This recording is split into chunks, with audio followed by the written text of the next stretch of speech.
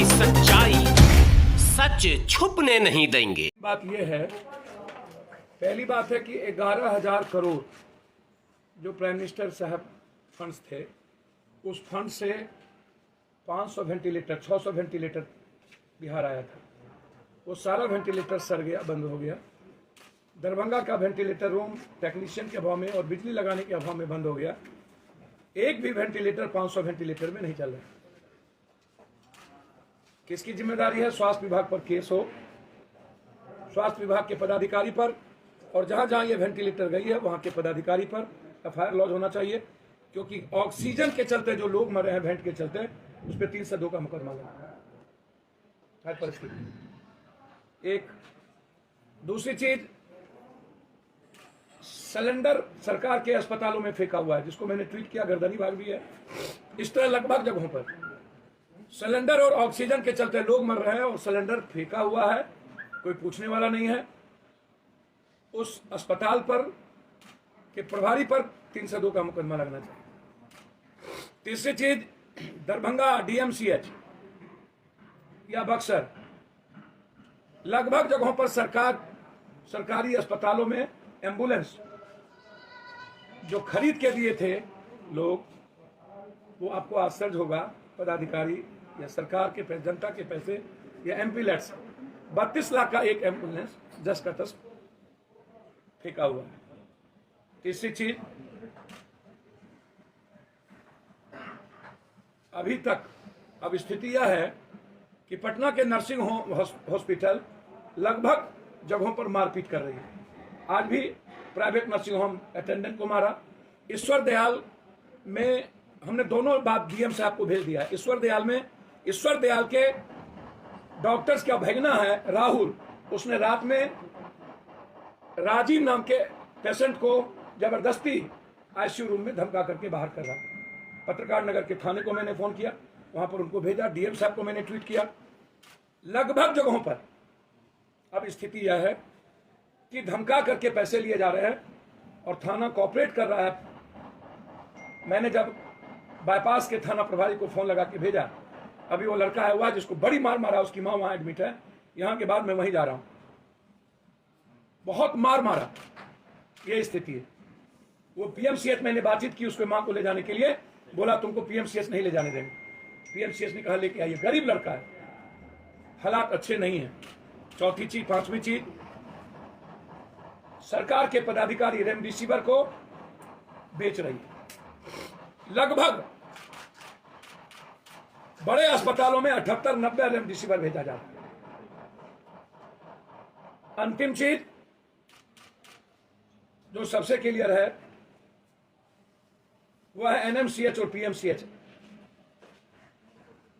Doctors के caring नहीं होने के चलते रात में कोई भी व्यक्ति डॉक्टर्स को, पेशेंट को नहीं टच करता है। आज 26 साल का लड़का ऑक्सीजन नहीं रहने के चलते उसकी मौत हो गई। उसकी मां लिपट के रोती रह गई, हम जा करके भी नहीं बचा पाए, चाह करके भी नहीं बचा पाए। सातवीं चीज,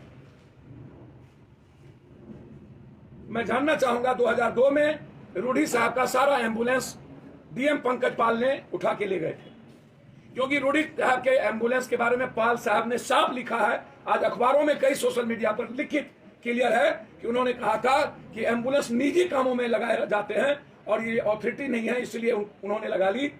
अंत में राबड़ी देवी जी से मिलकर के 7 दिनों के बाद पंकज पाल डीएम का ट्रांसफर रूढ़ी जी ने करवा दिया। हम उसकी भी जांच चाहते हैं कि क्या सांठगांठ थी।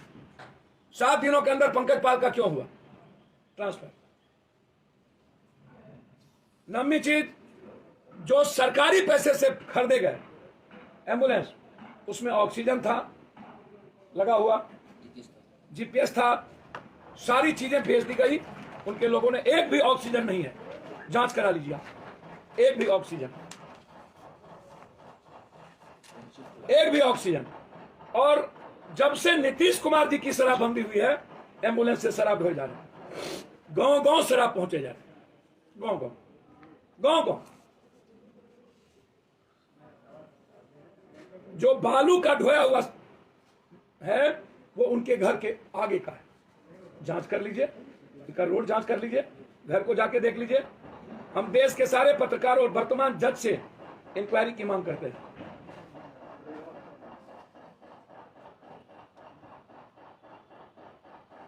ये जहां पर वो खोले प्रशिक्षण केंद्र, जमीन मालिकों का कागज है, ये जमीन मालिकों का कागज है, अभी तक उसको पेमेंट नहीं किया गया। उम्रावती देवी, ये कागज आप लोग को अभी हम भेज देंगे, उस पर स्किल,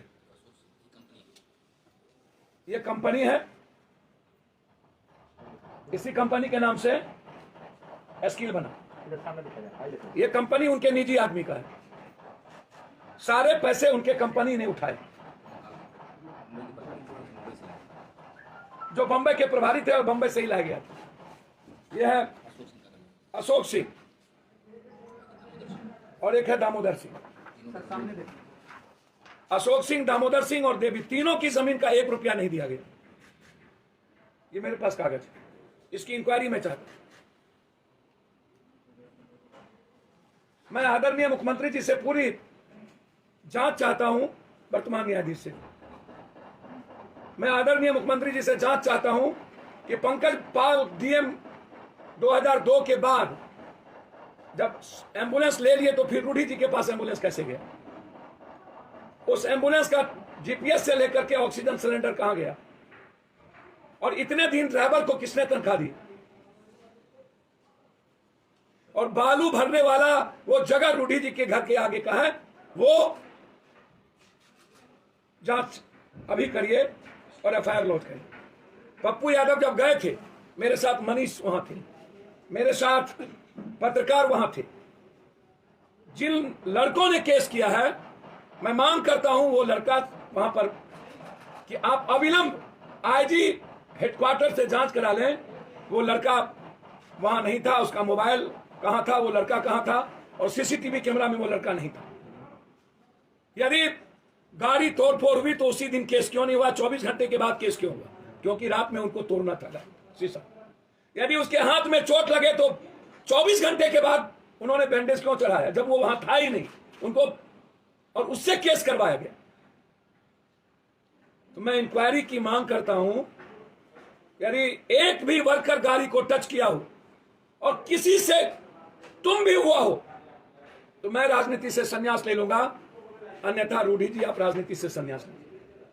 और मैं चैलेंज करता हूं, या तो इसकी जांच सीबीआई से हो, या वर्तमान न्यायाधीश से हो, या आईजी हेडक्वार्टर से नीतीश कुमार जी करें। मैं मांग करता हूं,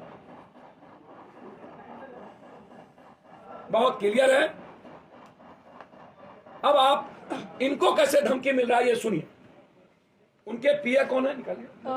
पीए नहीं, उनके जो खास लोग सब हैं, तो वो लोग पहले तो हम लोग जब गए वहाँ पे तो हम लोग ऑडियो सुनाए, पहले ऑडियो सुन ली।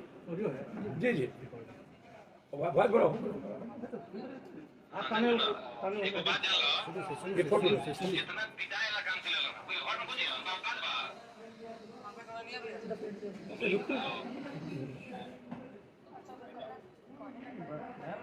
आवाज है, इसी का आवाज है, इसी का आवाज है, ये तो हो जाएगा, यही से करने देंगे।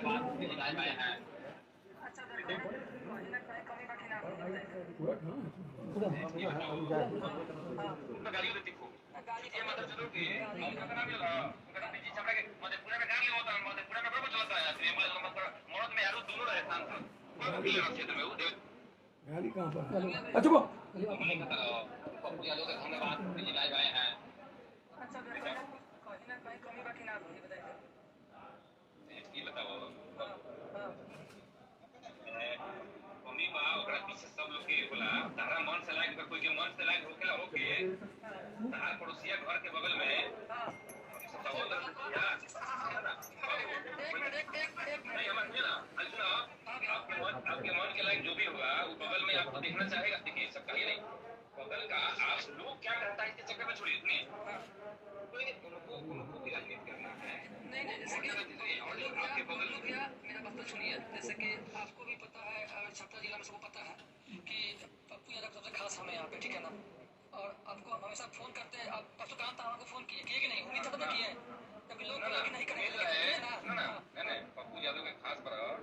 बात हम नहीं लेते पप्पू यादव के खास बना पप्पू यादव रॉन्ग डायल करती है अभी तक उनको हम लोग बहुत मानते थे क्या बात है बताइए ना सुनो ना बताओ तो क्या रॉन्ग डायल की बात नहीं आता क्या वो साले चुतिया मादर चौथ की सुनो ना सुंदर का गालियों देती चुतिया मादर चौथ के हम का नाम मिला उनका पीछे छपड़ा के मधेपुरा में गाली होता है मधेपुरा में कोई चलता है एम्बुलेंस नंबर पर मरद में यारो दोनों रहे सांसद कोई को लेना क्षेत्र में वो देवे लगी लंबा लंबा घुमाता है तो चोर तिहाड़ जेल में बंद रहे साला सजा याफ्ता आदमी उसको चल नहीं हो रहा था क्या बात करेगा हाँ बोलिए सुनिए हाँ बोला गाली बात मत कीजिए और क्या अरे गाली देंगे खूब गाली देंगे उसको हम नहीं सुनेंगे गाली आप दीजिए गाली देना तो हमको मत हाँ। मत दीजिए मेरे सामने मत दीजिए हाँ ना सुना एक बात जान लो हाँ बोलिए ना भैया जितना पिटाई वाला काम कर लो कोई घर में कुछ है उनका औकात बा जानकारी लेके आइए ना चाइलेंज उसमें है ना हाँ चाइलेंज है तो कब क्या है ना चोरी चुप के क्या आता है ना तो हाँ अगर उसको नेतागिरी करना है तो कब क्या है ना पूरा चाइलेंज है चलो बाहर में पूरा से साहबुद्दीन के यहाँ भेंट करे चला सदा वो साहबुद्दीन के यहाँ जिससे क्या बात करते हैं किससे भेंट करने जा रहा था टॉपिक पे आइए ना भैया कहा साहब टॉपिक की बात कर रहे हैं ना बाबू सुनो ना बड़ा इस बारे में खास बनी हो ना सबसे बड़ी बात नहीं आप नहीं करते आपको नहीं करते नहीं अरे सुनिए आपको बताते हैं आप ये इसका बताइए फोटो देख लीजिए ठीक है आपका रिस्पेक्ट करता है इसलिए बोल ये इनके घर पर यहीं रहते हैं ये पटना में भी पटना में अभी हैं राजीव प्रताप के रूटी के घर में क्या नाम है इनका बबलू चौक ये बबलू चौबे जी हैं ये माँ बहन पप्पू यादव को और औकात बता देंगे दिखा देंगे इनको गाली दे करके लीजिए ना भैया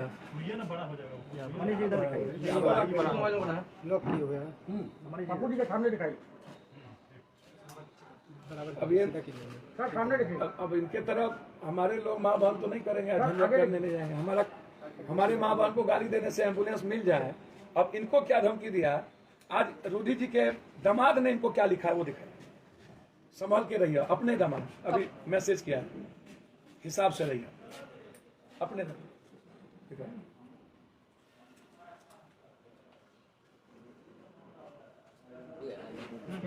ख्याल रखिएगा ख्याल रखिएगा ये है इसमें ख्याल रखिएगा अपना रूढ़ी जी के जो अभी शादी हुई है दामाद में उसकी बात- एक जगह रखिएगा क्या नाम उनका दामाद अभिमन्यु त्यागी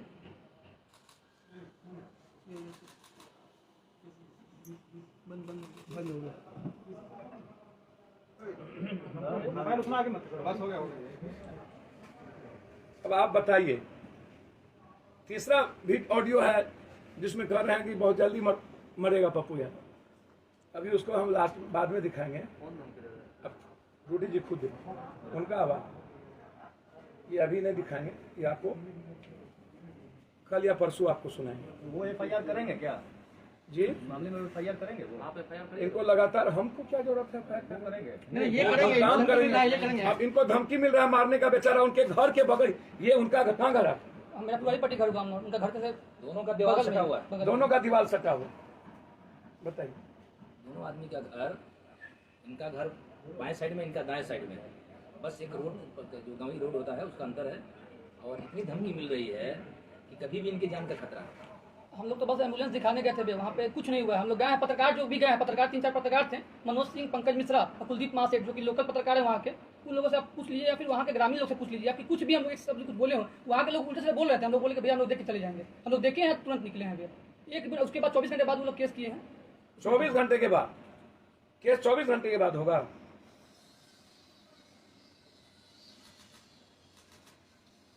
तो पप्पू यादव के मार देने से रूढ़ी जी आपको सकून मिल जाए गाली गलौज करने से हम जवाब कोरोना में हम लोगों की बात करें कि हम रूढ़ी जी का जवाब देते हैं अब ऐसे लोग भी जिनको कुत्ता ना पूछे वो भी धमका करके हमारे नाम से गाली गलौज कर रहा हो तो चलिए मैं सिर्फ इतना कहूंगा कि सरकारी सारे एम्बुलेंस चल रहे हैं सरकार अविलंब 72 घंटे के अंदर एम्बुलेंस के चलते जो मौत हुई उस पर केस करे एम्बुलेंस को सड़कों पर लाए और एम्बुलेंस की माफियागिरी अभी भी बंद नहीं हुई है पटना में और जगहों पर 30,000 40,000 रुपया ले रहे हैं सारा ऑडियो